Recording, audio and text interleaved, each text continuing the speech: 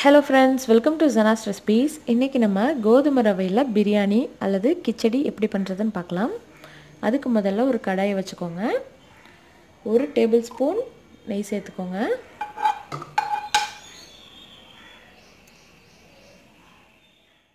நெய் நல்லா காஞ்சிருச்சு. இப்போ நான் பாத்தீங்கன்னா 200 கிராம் கோதுமை ரவை எடுத்து வச்சிருக்கேன். இத நம்ம வறுக்க போறோம். வறுக்காம போடக்கூடாதுங்க. அதனால நல்லா வறுத்துறலாம். பாருங்க நல்லா வறுபட்டுருச்சு. ஒரு 5 நிமிஷம் கை விடாம நல்லா அப்படி கிண்டி விட்டுட்டே இருந்தீங்கன்னா நல்லா வறுபட்டுரும். இப்போ இத ஆஃப் பண்ணிக்கலாம். மறுபடியும் கடாயில கொஞ்சம் எண்ணெய் சேர்த்துக்கோங்க. ஒரு பட்டை 2 கிராம்பு போட்டு நல்லா பொரிய விடுங்க. இது நம்ம இன்னைக்கு வெஜிடபிளை போட்டு நம்ம செய்ய போறோம் பிரியாணி மாதிரி. இதுக்கு பாருங்க கேரட், பீன்ஸ், முட்டைக்கோஸ், வெங்காயம். இப்போ வெங்காயத்தை சேர்த்துக்கலாம்.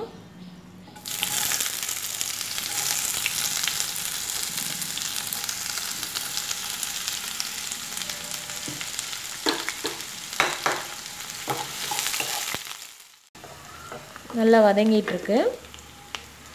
உப்பு சேர்த்துக்கலாம்.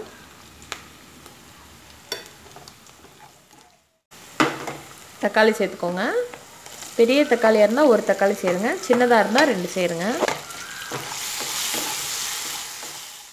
தக்காளி நல்லா வதங்கிட்டு இருக்கு. 1 டேபிள்ஸ்பூன் இஞ்சி பூண்டு பேஸ்ட் ஆட் பண்ணிக்கோங்க.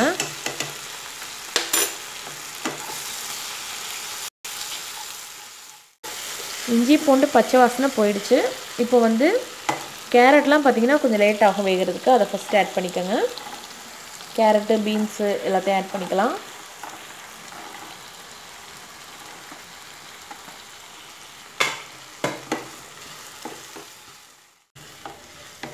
ஓரளவுக்கு வதங்கியாச்சு. முட்டைக்கோசு சேர்த்துக்கலாம். காய் ஆப்ஷனல் தாங்க. பட்டாணி சேர்த்துக்கலாம் அல்லது எல்லாத்தையுமே ஸ்கிப் பண்ணிட்டு முட்டை மட்டும் சேர்த்து கூட செஞ்சுக்கலாம். நம்ம விருப்பம்தான். மசாலாவும் போடுங்க.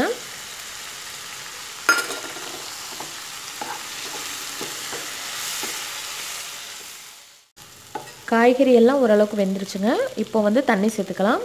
தண்ணி பார்த்தீங்கன்னா நான் இந்த கப்புக்கு 1 கப்பு ரவை எடுத்திருக்கேன். அப்போ இதே கப்புக்கு 3 கப்பு தண்ணி ஊற்றணும். இப்போ ஊற்றலாம். 1 கப் ஊற்றிருக்கேன். 2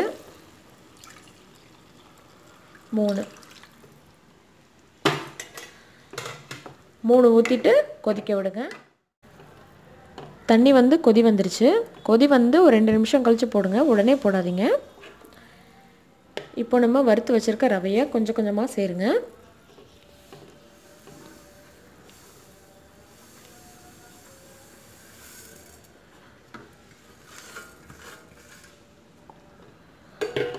நல்லா கிண்டி விட்டுக்கலாம்.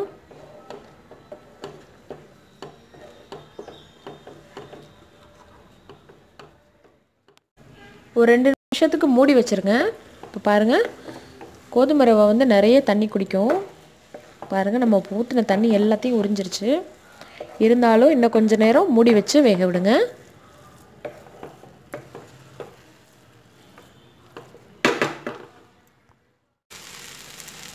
கடைசியா கொஞ்சம் கொத்தமல்லி புதினா தூவி ஆஃப் பண்ணிக்கலாம்.